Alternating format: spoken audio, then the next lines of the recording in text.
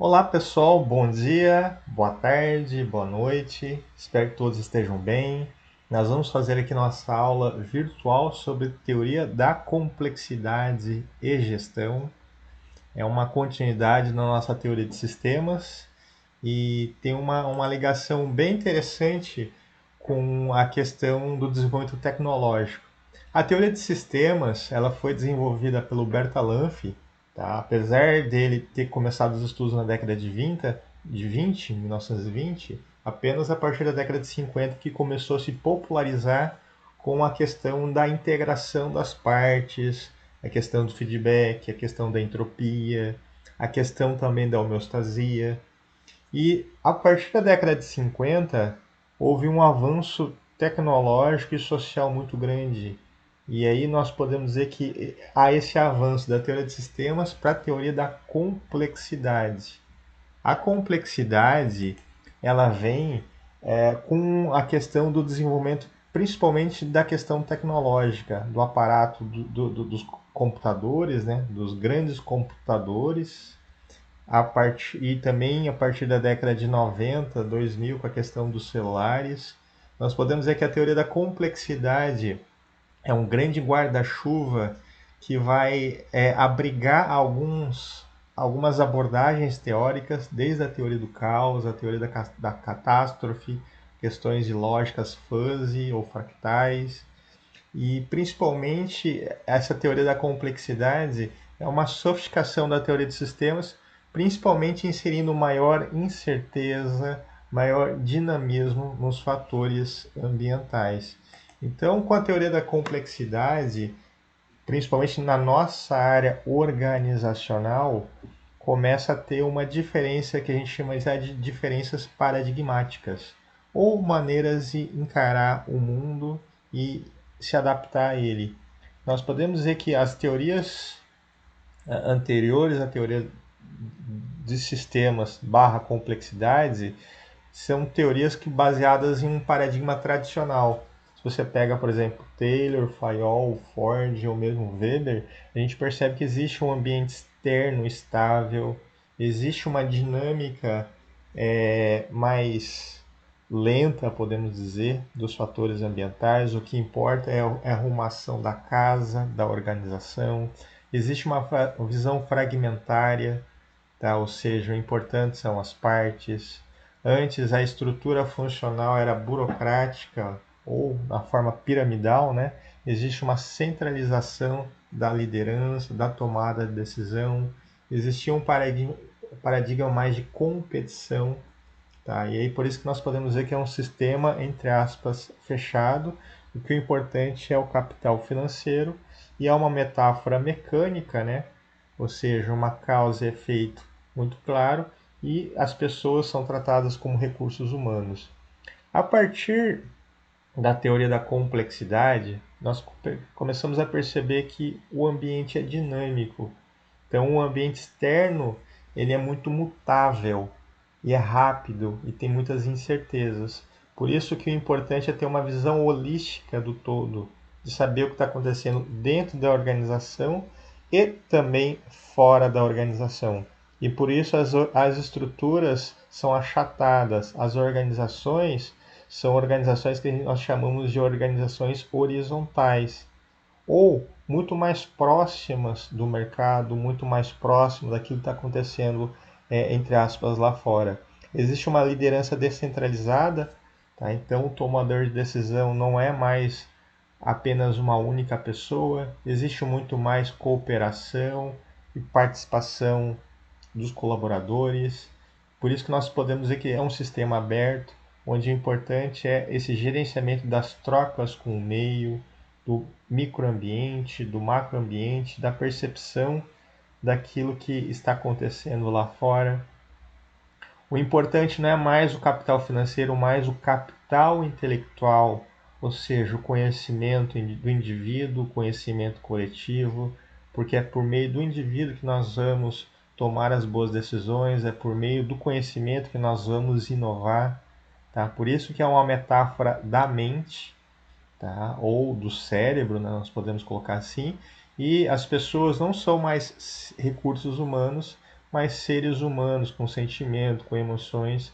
E aí o que é importante não é apenas a organização em si no sentido prático ou pragmático de atingir os objetivos, mas desse equilíbrio de determinados objetivos que faz com que o ser humano tenha sentido, que a vida faça sentido.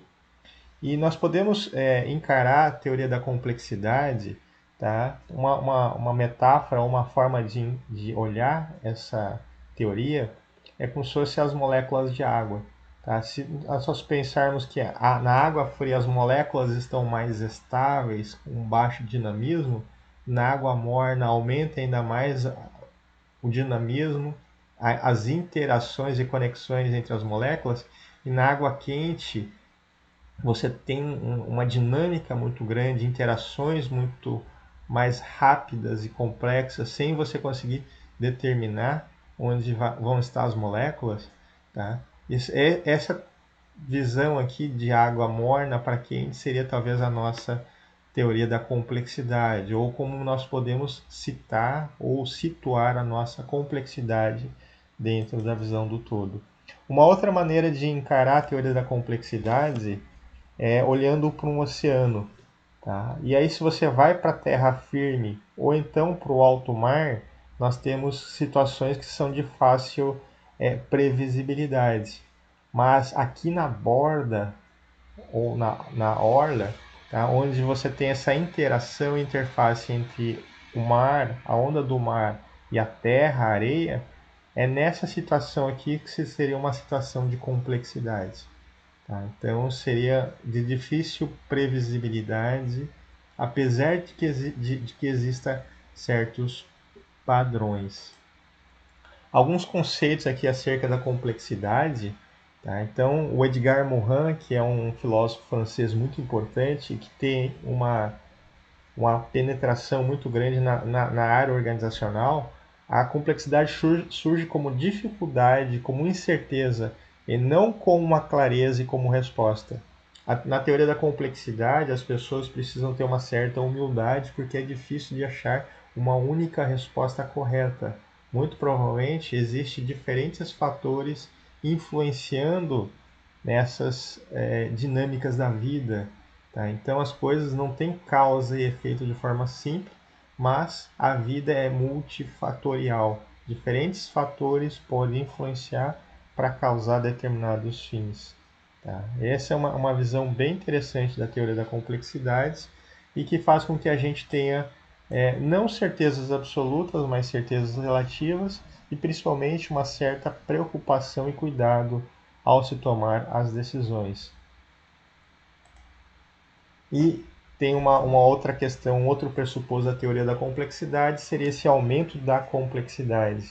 É como se fosse a nossa água morna está ficando cada vez mais quente, mais aquecida, as moléculas cada vez mais rápidas, com mais interações. Tá? Aqui, então nós temos esse aumento da complexidade, ou à medida que a complexidade global aumenta, também cresce a lista de desafios a serem enfrentados, que não podem ser solucionados por organizações individuais agindo sozinhas.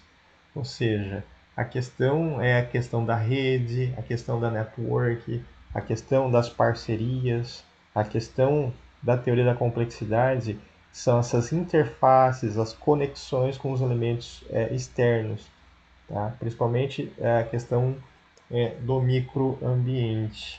Quando a gente começa a falar de teoria da complexidade, nós podemos falar nessas duas dimensões, né, entre certezas, tá? Certezas e incertezas, e a questão de consenso ou discórdia. E aí nós podemos ter desde desafios simples até elementos mais caóticos.